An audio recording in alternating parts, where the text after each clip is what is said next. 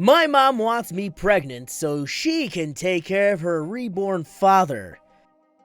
Let me just make a little context. In November 2014, my family of 5 women had a great loss. My grandfather died of cancer. The cancer spread to his stomach, his lungs, a little bit of his brain, and his spine. What a crappy way to go, right? He was the solid base of my family. He handled everything that my grandmother, his 2 daughters, and his 2 granddaughters needed every single day of their lives. Now, in December 2018, we lost my grandmother. She had Alzheimer's way before Grandpa died, but it got so much worse after he died that we actually thought she died with him. The first death made my mom go full overprotection with my grandma. Obviously, this little woman was her mother. It's normal. But when she died, after 4 long years, when I say it was long, it felt like 20 years for me. My mom, this little sprout of an EM, went batshit crazy. Well now, I'm going to tell the story. My mom had a dream about this tiny little house. Her mom was there, and her sister too, my aunt, and the house was full of kids. All white kids, boys and girls with white clothing. And there was this black little baby boy with colorful clothes. My grandma put the baby outside to get some sun, and the children went to play. But it started to rain so badly that everybody got inside. But then she realized, where's the baby?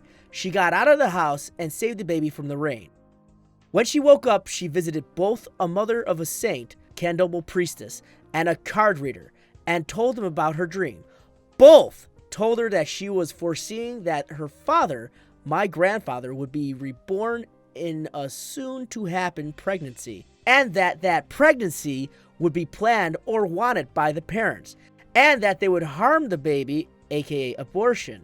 She immediately yelled at me, saying that I was about to get pregnant, that I should take care so as to not get pregnant, and that she would legally take the child from me if I somehow got pregnant, and that she would not allow me to even think about abortion in any situation because my grandfather's rebirth is more important than my health or happiness. I forgot to tell something. I am a 26-year-old woman. I have no job, and my life stopped for 3 years because I was the one taking care of my grandmother. I'm trying to find a job since she died, but it's hard. My boyfriend is trying to help me, but it's still hard. A couple of days ago, we went to Rio de Janeiro to visit some relatives that we had there, and one of my older cousins had a baby. She now has a 4-month-old, and my mom wouldn't let go of her. You could always have a baby now, you know. You're 26, you'll be too old soon. Not my dream to be a mom, sorry. But I want a baby to take care of, and it's my dad coming. No, it's not. That fortune teller was lying to you. But you could just get pregnant and I'll take care of the baby. I don't have a job, Mom. Plus, my boyfriend is really not interested in being a dad right now. Nothing really extraordinary here. I just needed to vent. She's not a bad mom. She's just entitled, you know? I'm the mom. You should listen to me. You're supposed to be on my side. Why are you listening to him or her? I am your mother. She is not a bad mom. She's just that kind of mom that would starve herself so I can eat. She would freeze to death so I could have a jacket, but some of her actions are just unreal, like this one. I've never been big on listening to fortune tellers telling me what to do or giving me advice. Mainly due to the fact, honestly, I think most of them are full of crap. And I'm being honest, and I'm speaking from experience, and I just go back to this one point in time where I actually went to one of those psychic festivals, and this guy had a sign outside of his booth saying that mind over matter, watch me bend my spoons at blah blah blah at like a certain time.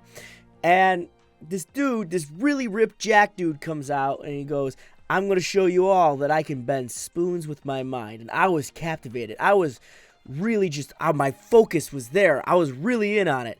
And he takes out this big old spoon and he goes, now watch me bend it with my mind. And I'm like, I want to see this. I got to see this. And he's like, huh. And he bends it with both hands. And I'm sort of sitting there like, how did you do that with your mind? I'm curious. And he's like, I easily bent the spoon. And it's like, it's because you could probably easily bend a crowbar if you tried. Jesus Christ. This dude thought that bending spoons because he's fucking ripped like Arnold Schwarzenegger gave him the psychic ability to create enough inertia to easily bend spoons. Anyone can bend a spoon, moron, especially that way. And like, it just, it just ruined the idea of anyone being psychic or clairvoyant. Now, this doesn't necessarily mean I don't believe in those things. I just can't go to these fairs because people will milk you dry and they're just there for money, and it's very apparent. And I just worry about people like this who take these individuals very seriously. It's hard for me. It really is. And like, I know people want to believe in a higher power, but in a lot of these cases, they're just here for your money. That's the only power they're interested in. EM wants family dog on plane. Mentions bomb. So I've seated a few rows behind a family of 4, and the boarding is nearly complete. The family daughter, the entitled kid, is sobbing, and it gets more and more audible as more people get in and on their seats. Finally, entitled mother gets a hold of the flight attendant and demands her to ask the captain one more time if they could have their dog in the cabin instead of the pet compartment. The flight attendant tries to explain that their dog is too large and has to travel separately. This provokes the entitled kid to cry out even louder, and the flight attendant tries to explain how it is perfectly safe for the animals to travel in their designated compartment underneath the passengers. The fuss starts to attract attention, and someone close to my row announces their severe allergy to dogs to the family and the flight attendant. The EM raises her voice and demands the flight attendant dig their luggage and dog out of the plane, as they will find another airline that allows family members in the cabin. At this point, the plane is full, and the doors are closed, and it seems the captain is waiting for confirmation from the crew to start rolling towards the takeoff strip. The flight attendant tries to explain how they would have to go through all the luggage to find theirs, and how that would delay the flight. EM is having none of it, and clearly articulates, "You would turn back in an instant and go through it all if there was a bomb, wouldn't you?" All movement and chatter stops, and the flight attendant goes very serious. "Please remain seated. We'll see what we can do." It takes less than a minute for police to arrive and escort the family out. 10 more to get their luggage and dog, and another 5 for the flight to take off. Seeing the mad, angry husband with the crying kids watching their mom get put in a police car was the best start of a holiday I've had in a long time. What's wrong with saying bomb on an airplane? You can't say bomb on an airplane. You gonna arrest me? E.T. tries to take my sketchbook for her 7-year-old brat. Gets fired. I had a little drawing I was making in my sketchbook of a Stardust Crusaders gang from JoJo Part 3.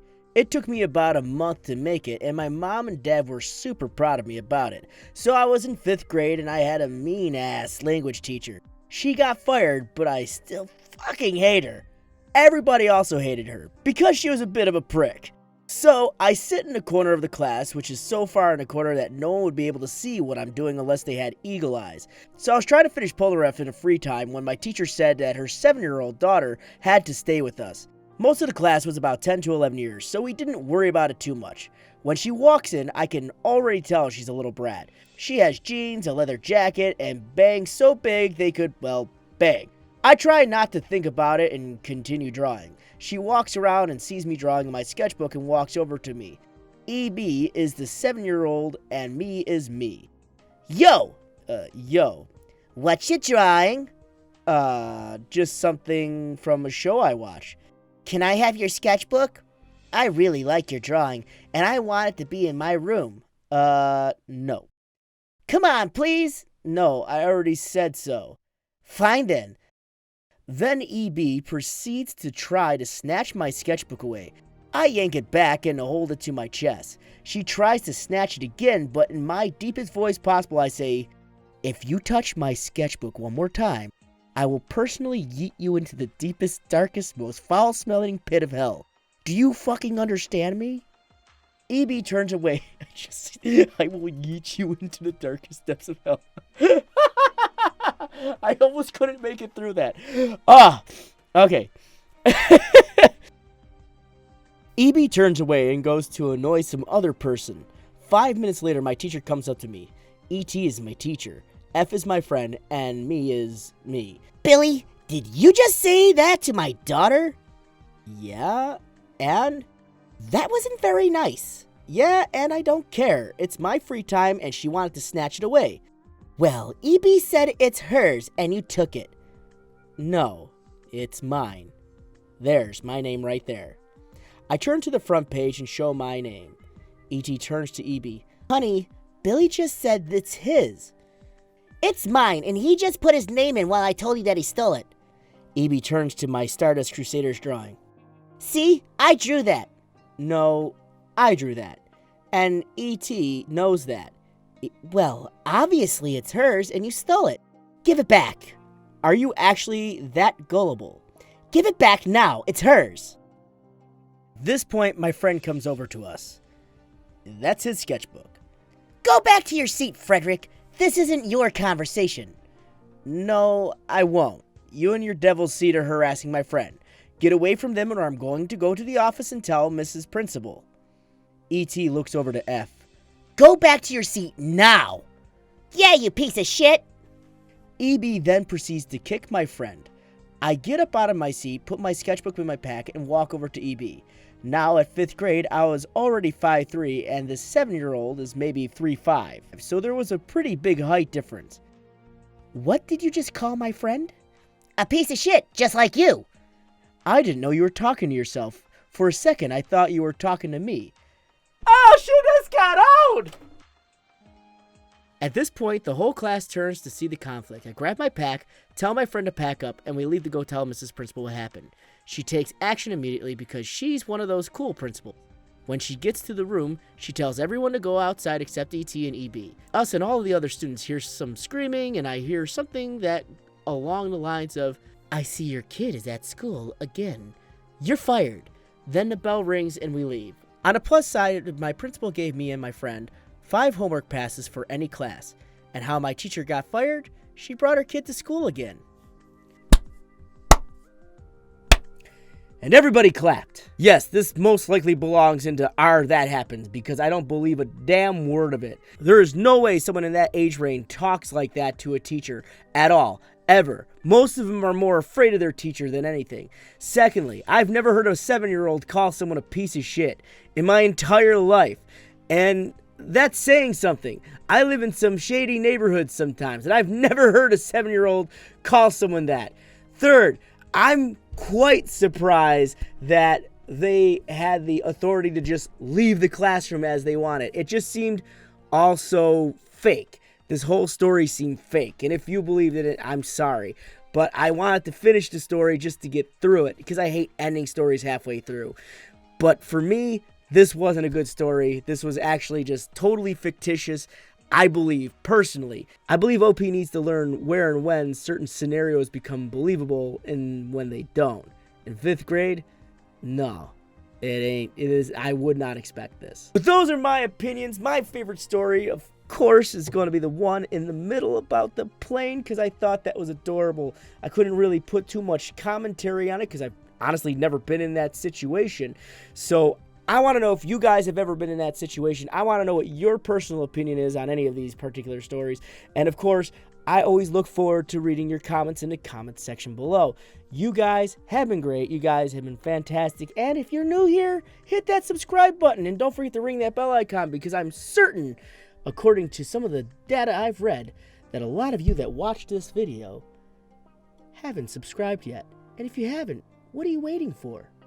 Better weather? I live in Buffalo. It snows all the time. So I thank you guys very much for watching, and I thank you very much for following along. And as usual, as always, my friends, stay frosty and keep moving forward.